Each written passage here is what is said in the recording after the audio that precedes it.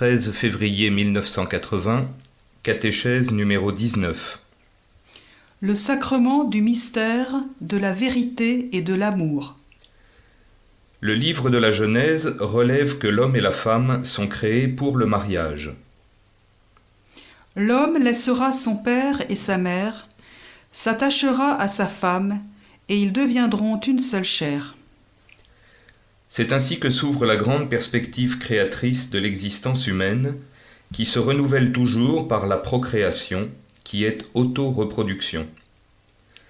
Cette perspective est enracinée dans la conscience de l'humanité et également dans la compréhension particulière de la signification conjugale du corps, avec sa masculinité et féminité.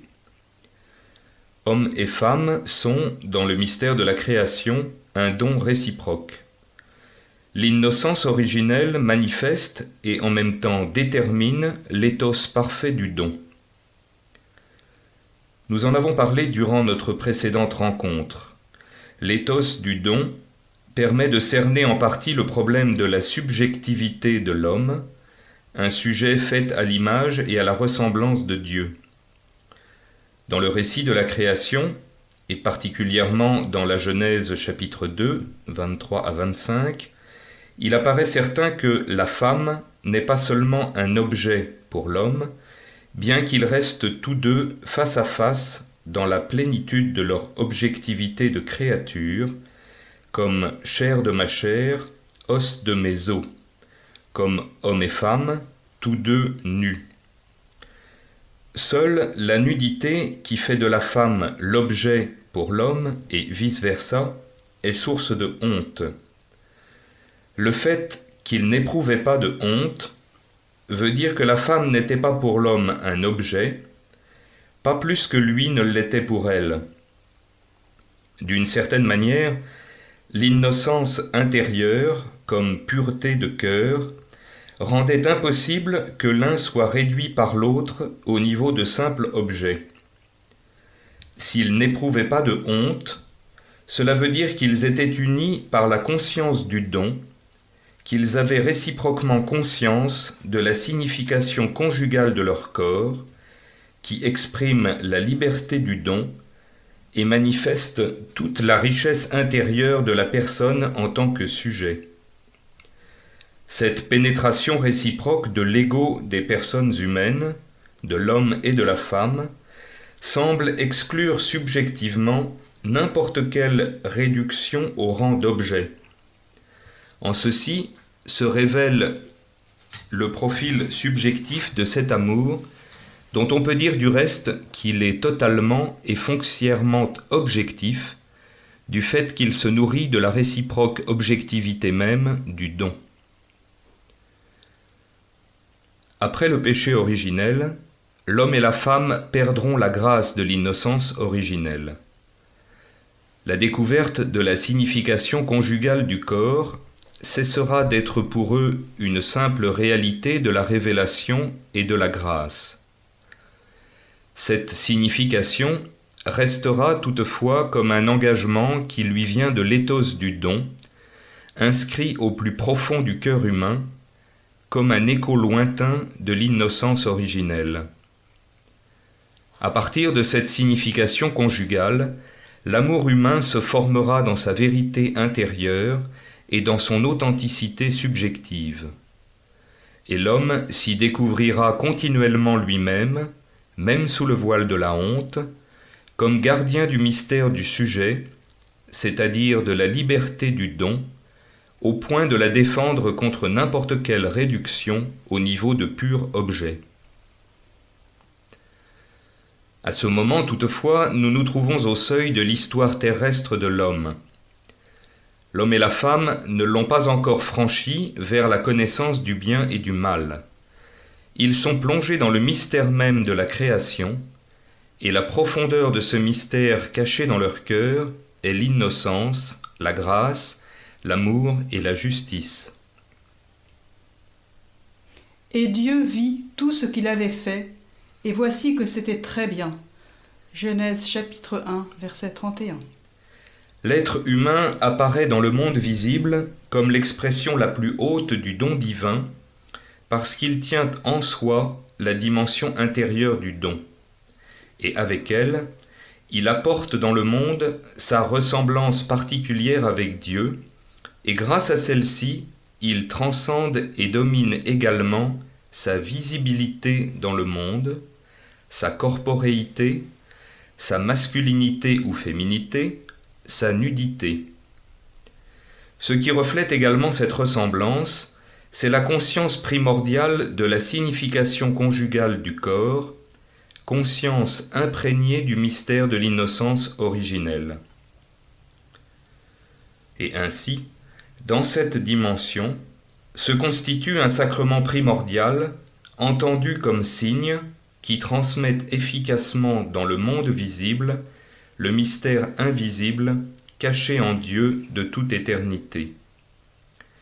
Et ceci est le mystère de la vérité et de l'amour, le mystère de la vie divine à laquelle l'homme participe réellement. Dans l'histoire de l'homme, c'est l'innocence originelle qui ouvre cette participation, et elle est également la source de la félicité originelle.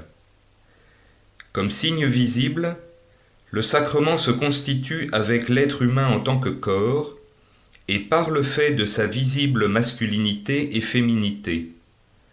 Le corps, en effet, et seulement lui, est capable de rendre visible ce qui est invisible, le spirituel et le divin. Il a été créé pour transférer dans la réalité visible du monde le mystère caché de toute éternité en Dieu et en être le signe visible. Donc, dans l'homme créé à l'image de Dieu, en un certain sens, a été révélé le caractère sacramentel même de la création, le caractère sacramentel du monde. En effet, par sa corporéité, sa masculinité et féminité, l'être humain devient signe visible de l'économie de la vérité et de l'amour qui a sa source en Dieu lui-même et qui fut déjà révélé dans le mystère de la création. Ce vaste fond nous permet de comprendre pleinement les paroles constituant le sacrement du mariage que nous trouvons dans le chapitre 2 de la Genèse au verset 24. L'homme laissera son père et sa mère, s'attachera à sa femme, et ils deviendront une seule chair.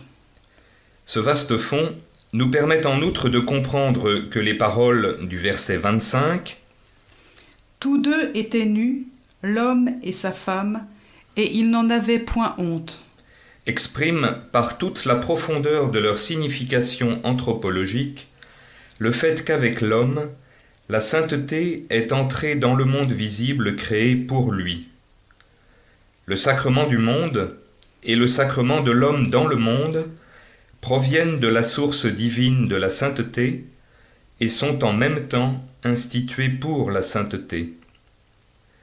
L'innocence originelle, liée à l'expérience de la signification conjugale du corps, est la sainteté même qui permet à l'homme de s'exprimer profondément par son propre corps, et ceci précisément grâce au don sincère de soi. Dans ce cas, la condition du don conditionne le sacrement du corps. L'être humain se sent, dans son corps d'homme ou de femme, sujet de sainteté. Ainsi conscient de la signification de son propre corps, l'être humain, en tant qu'homme et femme, entre dans le monde comme sujet de vérité et d'amour. On peut dire que les versets 23 à 25 du chapitre 2 de la Genèse racontent en quelque sorte la première fête de l'humanité dans toute la plénitude originelle de l'expérience de la signification conjugale du corps, et c'est une fête de l'humanité qui tire son origine des sources divines de la vérité et de l'amour dès le moment même de la création. Et même si, bien vite, sur cette fête originelle s'étendra l'horizon du péché et de la mort, au chapitre 3 de la Genèse, nous puisons une première espérance déjà dans le mystère de la création. C'est-à-dire que le fruit de l'économie divine, de la vérité et de l'amour, qui nous est révélé à l'origine, est non pas la mort, mais la vie, et non la destruction du corps de l'homme créé à l'image de Dieu, mais plutôt son appel à la gloire, comme le dit saint Paul dans sa lettre aux Romains au chapitre 8, verset 30.